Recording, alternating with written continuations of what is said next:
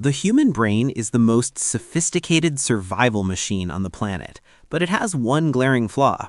It doesn't know how to turn itself off. We've all been there, staring at the ceiling at 3 a.m., replaying a conversation from 3 years ago, or mentally preparing for a disaster that hasn't happened yet. We call it overthinking, but in psychology, we refer to it as rumination or hyper-vigilance.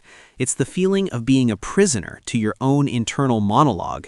If you've ever wondered why your mind seems to have a mind of its own, the answer isn't that you're broken.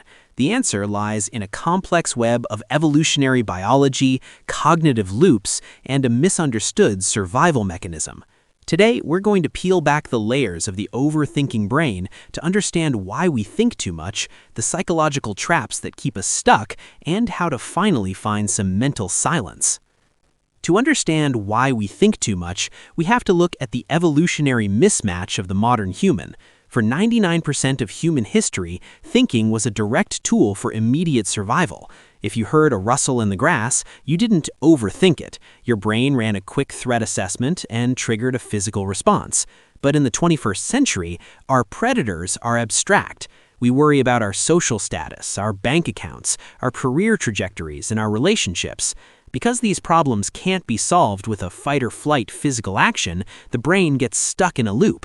It keeps throwing thoughts at the problem, hoping that one of them will provide a sense of safety. Overthinking is essentially your brain's attempt to think its way into a feeling of certainty in an inherently uncertain world. At the center of this process is a neurological system called the default mode network, or the DMN. Think of the DMN as the autopilot of your mind. It's the network that kicks in when you aren't focused on a specific task. While the DMN is responsible for creativity and self-reflection, it is also the primary engine of overthinking. When you're doing something repetitive, like driving, showering, or trying to sleep, the DMN takes over. It starts simulating scenarios. It looks backward to analyze mistakes and forward to predict catastrophes. In a healthy mind, the DMN helps us learn from the past, but for the overthinker, the DMN becomes a worry factory, constantly churning out what-if scenarios because it mistakes mental activity for actual preparation. Psychologically, overthinking is often a maladaptive coping mechanism for anxiety. Many of us grew up in environments, whether at home or in school, where being prepared was the only way to avoid criticism or failure. We learned that if we thought about every possible outcome, we could protect ourselves from being blindsided. This creates a psychological superstition. Your brain begins to believe that the act of worrying is what is keeping you safe. It thinks, I haven't failed yet, so all this overthinking must be working. This is why it's so hard to stop. On a deep subconscious level, your mind is afraid that if you stop overthinking, you'll lose your edge or leave yourself vulnerable to a disaster you didn't see coming. There is also the phenomenon known as intrusive thoughts and the white bear effect. In psychology, ironic process theory suggests that the harder you try to suppress a thought, the more frequent it becomes. If I tell you don't think about a white bear, that bear is the only thing you'll see. Overthinkers often fall into the trap of metathinking, thinking about their thinking. You notice you're overthinking, you get frustrated, and you tell yourself to just stop. This internal conflict creates a spike in cortisol, which actually signals to the brain that there is a crisis. The brain responds to that crisis by, you guessed it, thinking more. You end up in a spiral where the attempt to find peace is the very thing causing the noise. Another psychological driver of the too much mind is the Zygoronic Effect. This is the brain's tendency to remember unfinished tasks or unresolved tensions more vividly than completed ones. Your mind hates an open loop. Every "we need to talk" text, every looming deadline, and every unresolved argument stays active in your mental RAM. For the overthinker, life is full of these open loops.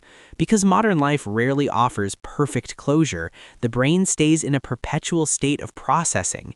It's like having 50 tabs open on a laptop. Eventually, the fan starts spinning, the system heats up, and everything slows down. That heat is the mental exhaustion you feel at the end of a day of doing nothing but thinking. So, how do we shift the thinking too much gear into thinking just enough? The first step is a psychological technique called cognitive diffusion. Most people live inside their thoughts. They believe that because they had a thought, it must be true or important. Diffusion is the practice of stepping back and observing the thought as an external event. Instead of saying, "I'm going to fail," you say, "I am having the thought that I might fail." This small linguistic shift breaks the emotional power of the thought. You aren't trying to stop the thoughts, you're just refusing to identify with them.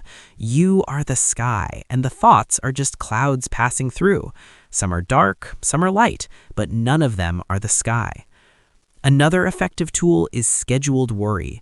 It sounds counterintuitive, but by giving your overthinking a home, you stop it from squatting in the rest of your day. Set a timer for 15 minutes in the afternoon.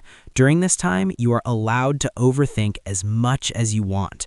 Write down every what if and every anxiety. When the timer goes off, you're done. If a worry pops up at 8 p.m., you tell your brain, "That's a valid concern, but we have an appointment for that tomorrow at 4. This helps close the Zygoronic loops and trains your brain that it doesn't need to be on 24 hours a day to keep you safe. Ultimately, your mind thinks too much because it's trying to be a good soldier. It's trying to solve problems, protect your ego, and ensure your future. But a soldier that never sleeps eventually becomes a liability. Understanding that overthinking is a survival reflex, not a personality flaw, is the beginning of freedom. You don't need to fix your brain, you just need to update its operating system. You need to teach it that in this moment, right now, you are safe, you are fed, and the rustle in the grass is usually just the wind. If this perspective helped you find a bit of clarity today, consider subscribing to join our community. We're all learning how to navigate the complexities of the human experience together. And if you're curious to dig even deeper into the why behind your behaviors, click on the video on your screen right now to uncover more about why you do what you do. Thanks for watching.